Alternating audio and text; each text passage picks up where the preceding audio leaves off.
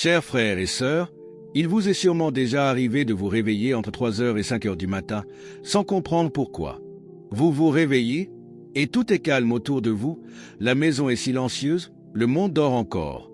Mais vous, vous êtes éveillé, et vous vous demandez, pourquoi suis-je ici, en ce moment, seul, sans raison apparente?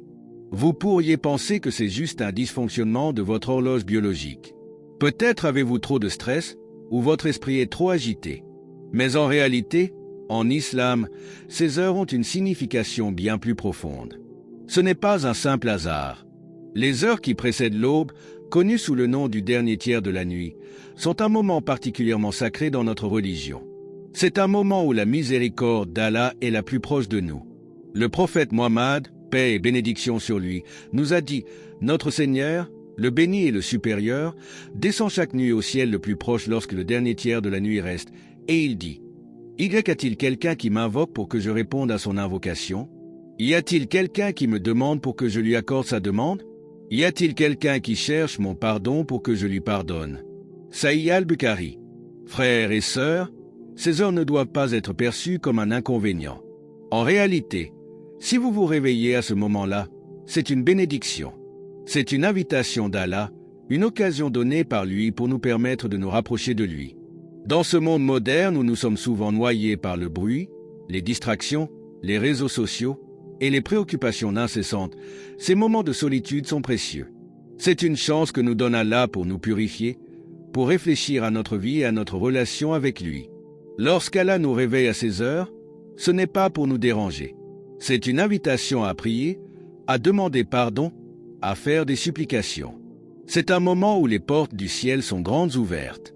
Allah nous écoute, il est près de nous. Nous devons saisir cette occasion pour invoquer Allah, lui demander de nous guider, de nous pardonner et de nous accorder la paix dans nos cœurs. Que faire pendant ces heures sacrées? Chers frères et sœurs, si vous vous réveillez pendant ce dernier tiers de la nuit, ne laissez pas ces moments précieux passer sans en profiter.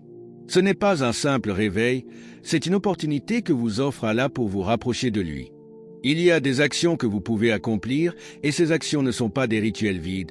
Elles ont un pouvoir immense pour transformer votre cœur, votre âme et votre vie. La première action, et la plus importante, c'est la prière de Tahajjud. Cette prière nocturne est une adoration volontaire qui occupe une place spéciale dans notre foi. Ce n'est pas une prière obligatoire, mais elle est extrêmement bénie. Le prophète Mohammed, paix et bénédiction sur lui, a dit « Le meilleur des prières après celle prescrite est la prière de la nuit. » Sahih Muslim. Vous n'avez pas besoin de commencer avec de longues prières. Ce qui compte, ce n'est pas la quantité, mais la sincérité et la constance. Même si vous commencez par quelques unités de prière, faites-les avec un cœur pur et une intention sincère. Ce moment de solitude avec Allah, loin des distractions du monde, devient alors un moment privilégié où vous pouvez décharger vos soucis, chercher des conseils et trouver la paix intérieure. Ensuite, il y a demander pardon. Le prophète Mohammed, paix et bénédiction sur lui, nous a enseigné qu'il est particulièrement bénéfique de chercher le pardon d'Allah pendant ces heures silencieuses. Il a dit « Heureux celui qui trouve dans son registre de nombreuses demandes de pardon pendant ces heures silencieuses. » Sahih Muslim. Ne laissez pas vos péchés vous accabler. Au contraire, reconnaissez vos erreurs, présentez-les à Allah avec humilité et demandez-lui sincèrement de vous pardonner. Ce n'est pas simplement réciter des mots, mais ressentir le poids de vos péchés et faire une vraie repentance, un retour sincère vers Allah. Une autre pratique puissante est faire des invocations dua. Pendant ce dernier tiers de la nuit, les portes du ciel sont ouvertes et Allah est proche de ses serviteurs.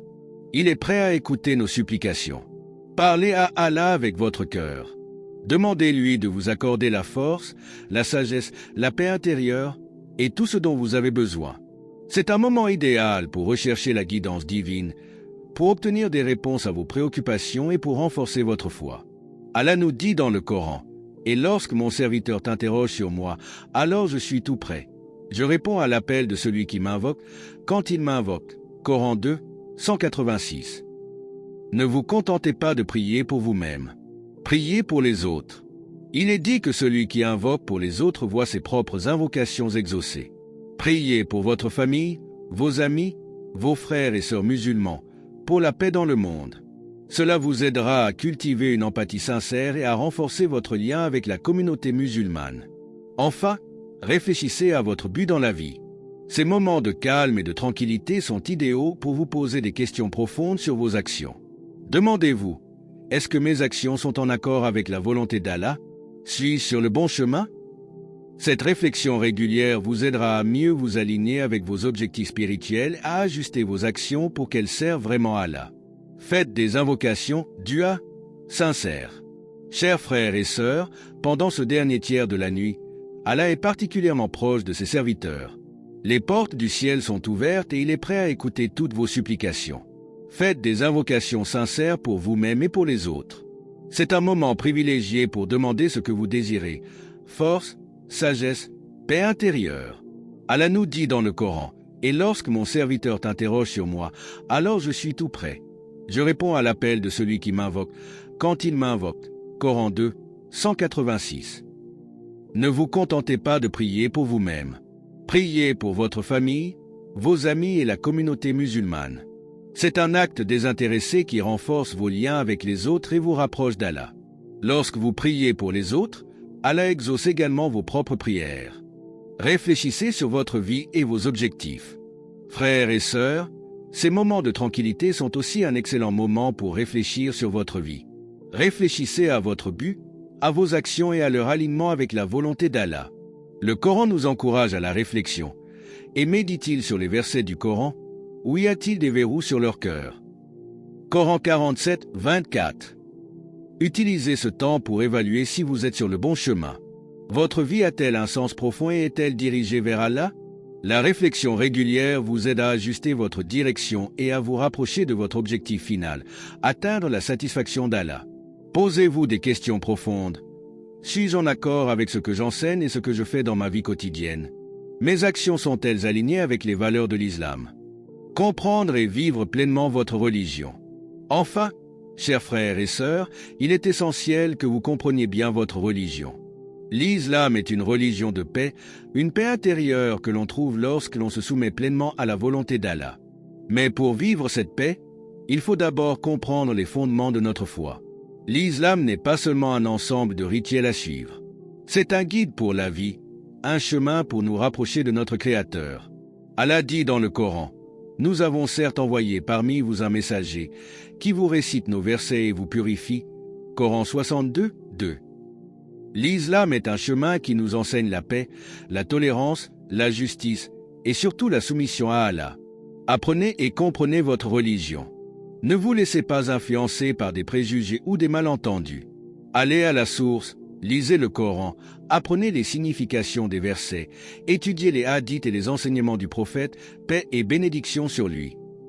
Participez à des cercles de savoir et entourez-vous de ceux qui vous encouragent à grandir spirituellement. Conclusion.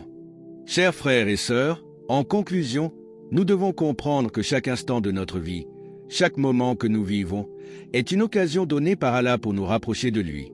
Ces moments où nous nous réveillons entre 3h et 5h du matin ne sont pas simplement des coïncidences ou des interruptions de notre sommeil.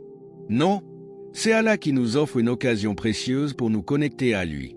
Ces heures bénies sont une porte ouverte vers la miséricorde infinie d'Allah, une chance de purifier notre cœur, de nous réconcilier avec notre Seigneur et de demander pardon pour nos erreurs. Quand nous saisissons cette opportunité, en pratiquant la prière nocturne, tahajjud, en demandant pardon, en faisant des invocations sincères, en méditant sur notre vie et nos actions, nous renforçons notre relation avec Allah. Ces moments de tranquillité et de solitude sont une occasion en or de réfléchir à notre but dans la vie et de réajuster notre trajectoire si nécessaire, en nous assurant que nos actions sont alignées avec la volonté divine. L'islam, chers frères et sœurs, est une religion de paix. Mais cette paix ne vient pas seulement de l'extériorité, elle vient aussi de l'intérieur.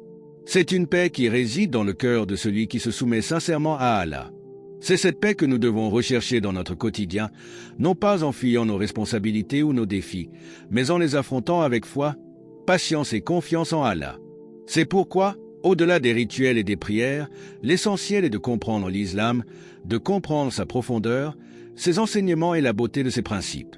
Il ne suffit pas de suivre aveuglément des pratiques sans en saisir le sens profond. L'islam est un mode de vie, un guide qui nous mène à une existence équilibrée et harmonieuse, un guide qui nous invite à la bienveillance envers les autres, à la patience, à la justice, à la générosité et, surtout, à la paix intérieure. Alors, mes chers frères et sœurs, engageons-nous avec sincérité à apprendre, à comprendre et à vivre pleinement notre religion. Ne soyons pas simplement des musulmans de nom, mais des musulmans de cœur, qui vivent l'islam dans tous les aspects de leur vie quotidienne. Cherchons à être des modèles de bonté, de compassion, de patience et de sagesse, tout en restant fermes dans notre foi. Je vous encourage également à ne jamais cesser de chercher à vous améliorer, à vous élever spirituellement. Chaque jour est une nouvelle chance de vous rapprocher d'Allah, de rectifier vos erreurs, d'augmenter votre connaissance et de renforcer votre foi. Et rappelez-vous que l'islam est une religion de miséricorde et d'espoir. Peu importe les difficultés que vous traversez, il y a toujours une opportunité de retourner à Allah, de chercher son pardon et de continuer sur le droit chemin. Si cette vidéo vous a touché et que vous avez trouvé des conseils utiles, je vous invite à la partager avec vos proches. Abonnez-vous à notre chaîne pour plus de contenus inspirants et activez la cloche de notification pour ne rien manquer. Que la paix, la miséricorde et les bénédictions d'Allah soient sur vous tous. Qu'il nous guide, nous protège et nous accorde sa bénédiction infinie. Amin.